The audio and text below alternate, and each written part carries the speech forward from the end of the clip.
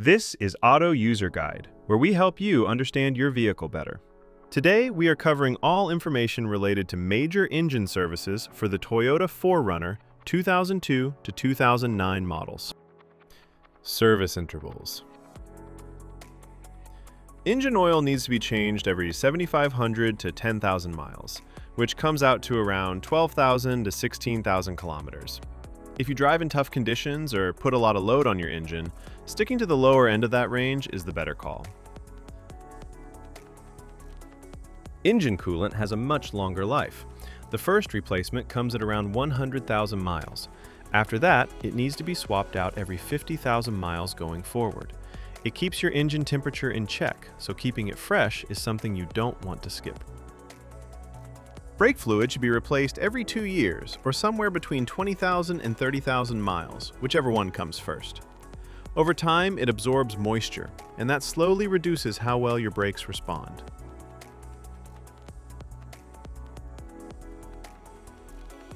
Engine oil. Engine oil capacity. Alright, so when it comes to engine oil capacity, the amount your car needs depends on the size of its engine. Not every engine drinks the same. If your car runs a 3.4-liter or 4.0-liter V6 engine, the total oil capacity, including the filter, is approximately 5.5 US quarts, which comes out to about 5.2 liters. That's your number every time you do an oil change.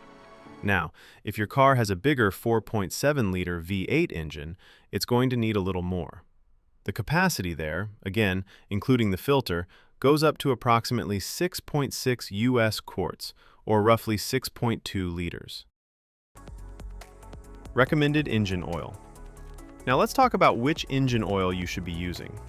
The recommendation is to go with a genuine engine oil, or any good quality commercial engine oil, if it matches the right type and viscosity for the temperature in your area. That last part matters more than people realize. The oil that works well in a cold climate isn't always the best choice for somewhere hot, so always check the viscosity chart and pick accordingly. On the topic of synthetic oil, you can use it. Synthetic motor oil is perfectly fine as long as two things check out. It carries the API certification seal, and it matches the viscosity grade your engine calls for. If both boxes are ticked, you're good to go. Change engine oil and oil filter. Before anything else, change your oil and filter based on the maintenance message that shows up on your driver information display. That message is your reminder. Don't ignore it. Here's how the full process goes. Step 1. Start the engine and let it run until it reaches its normal operating temperature. Once it's warmed up, turn it off. Warm oil drains out much more easily than cold oil. Step 2. Open the hood and take off the engine oil fill cap. This helps the oil drain smoothly by allowing air in. Step 3. Get under the car and locate the undercover. Remove the Phillips head screws and slotted head screws by turning them 90 degrees counterclockwise. Then pull the undercover off. Step 4. Find the drain bolt at the bottom of the engine. Remove it along with the washer and let the old oil drain completely into a container placed underneath. Step 5. Remove the oil filter and let any remaining oil inside it drain out as well. Set it aside for proper disposal. Step 6. Before putting on a new filter, check that the old filter gasket didn't stick to the engine's contact surface. This is a small but important check. A leftover gasket can cause an oil leak. Step 7. Clean the contact surface on the engine block, wiping away any dirt or dust. Then install a fresh oil filter. Step 8. Put a new washer on the drain bolt and reinstall it back into the engine. Step 9. Pour in the recommended engine oil. Make sure you're using the right type and the correct amount for your engine size. Step 10. Put the oil fill cap back on securely and start the engine. Step 11. Let the engine run for a few minutes, then get underneath and check around the drain bolt and oil filter for any leaks. If you see drips, shut the engine off and address it before going further. Step 12. Turn the engine off and wait for about 3 minutes. This gives the oil time to settle. Then pull out the dipstick and check that the oil level is right where it should be. Reset the gauge. After you've changed the engine oil, there's one more thing you need to do: reset the oil life gauge. If you skip this step, the car won't know the oil has been changed and will keep showing you an inaccurate reading. Here's how to do it on your car. First, make sure the ignition is on. You don't need to start the engine, just press the start button without pressing the brake pedal so the system powers up. Next, go to your driver information display and navigate to the vehicle information menu. You'll find an option that shows your current oil life percentage. Once you're on that screen, press and hold the selection button, usually the one on your steering wheel, for about 10 seconds. The oil life indicator will start to blink, which means it's ready to be reset. While it's blinking, press and hold the button again. The display will reset back to 100%, confirming that the system now recognizes the fresh oil. Once you see 100% on the screen, you're done. The gauge has been successfully reset. After that, go ahead and start the engine normally. Let it run for a moment and confirm that no warning lights related to the oil are showing up on the dashboard. Now we're moving on to coolant and fluid specifications. Keeping your coolant at the right level is just as important as your engine oil. It keeps your engine from overheating and running into serious problems. Engine coolant, radiator. Before you touch anything, make sure both the engine and the radiator are completely cool. Never open the radiator cap on a hot engine. The pressure inside can cause boiling coolant to spray out and burn you. Once everything is cool, place your hand on the radiator cap and turn it just 1/8 of a turn counterclockwise. This releases any built-up pressure inside the cooling system. Give it a moment to settle.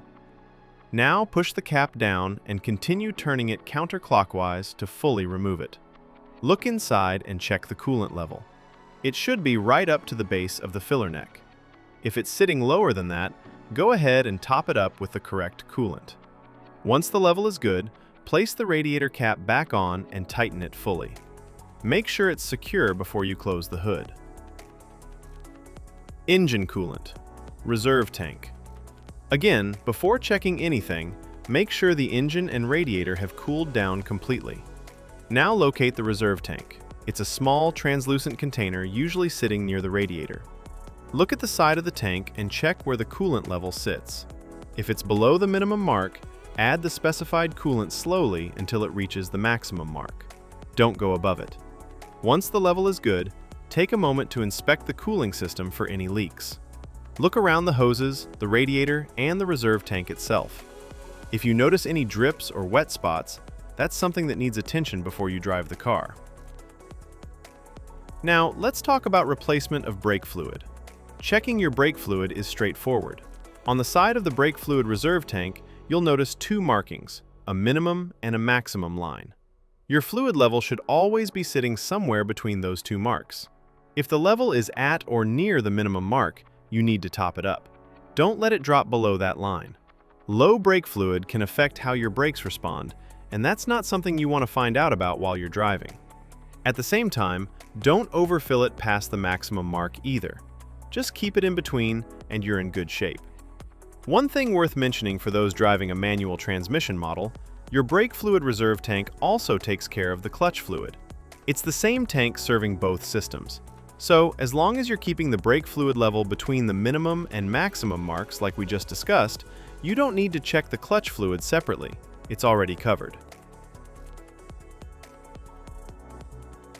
Tire rotation schedule.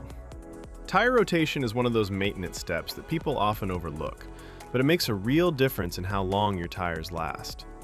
Generally, you should be rotating your tires every 5,000 to 10,000 kilometers. If your vehicle manufacturer recommends a different interval, go with that instead. Tires without rotation marks.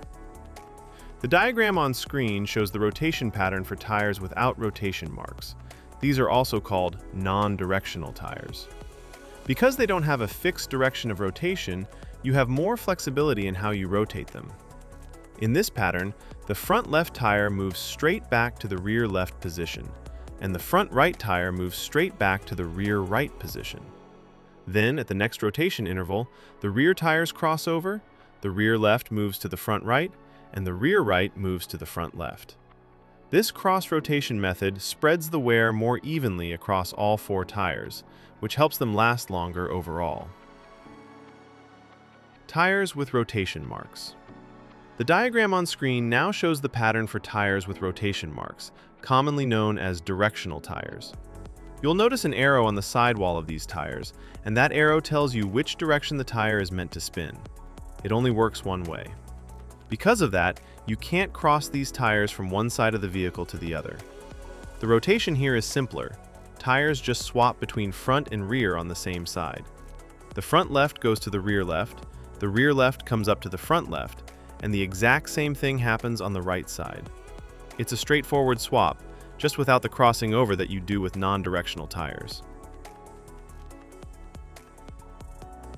Now let's talk about the fuel tank capacity. Your fuel tank holds a total of 23 US gallons, which is equal to 87 liters. Thanks for watching this video. I really hope it helped you understand things a little better. If you found it useful, give it a like. And if you haven't subscribed yet, hit that subscribe button so you don't miss the next one. Drop your thoughts or questions in the comments below. I'd love to hear from you. It genuinely means a lot.